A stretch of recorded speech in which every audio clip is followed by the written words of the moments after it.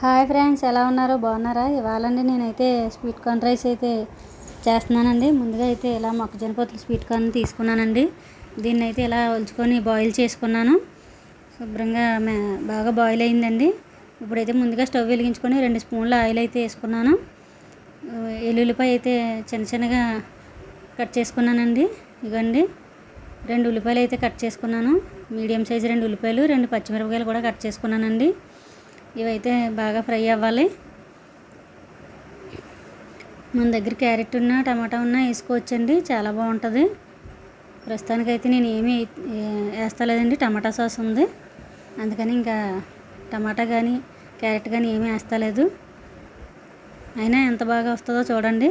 మీకు ఇంట్లో ఏమీ లేనప్పుడు కూడా ఎలా రెడీ చేయాలో చూపిస్తాను. ఇవైతే లైట్గా వేగితే సరిపోతాయండి. ఇప్పుడైతే బాయిల్ చేసిన స్వీట్ కార్న్ వేసుకుంటున్నానండి. 1 కప్ అయితే స్వీట్ కార్న్ వేసుకున్నాను. నేను రైస్ అయితే ముందుగానే బాయిల్ చేసి పక్కన పెట్టుకున్నానండి. ఇవి కొద్దిగా ఫ్రై అవ్వాలి.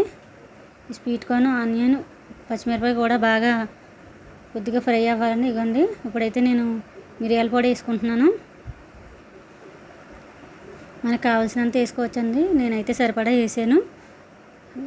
ఎవరైనా ఘాటుగా తింటే కొద్దిగా ఎక్కువ వేసుకోవాలండి, మాకైతే సరిపోతుంది.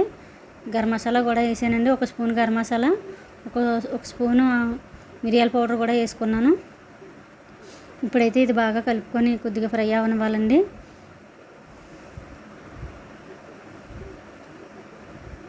ఇంకోండి ఇలా ఫ్రై చేసుకోవాలి.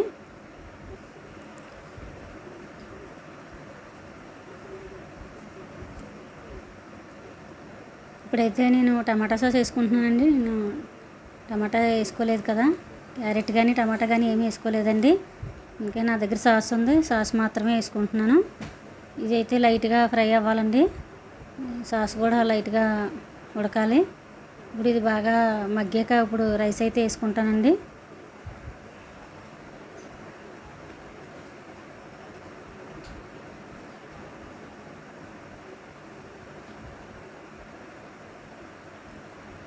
ఫ్రై అవుతుంది కదండి. ఇప్పుడైతే ఇక సరిపడా సాల్ట్ వేసుకున్నానండి. 1 స్పూన్ అయితే సాల్ట్ వేసుకున్నాను.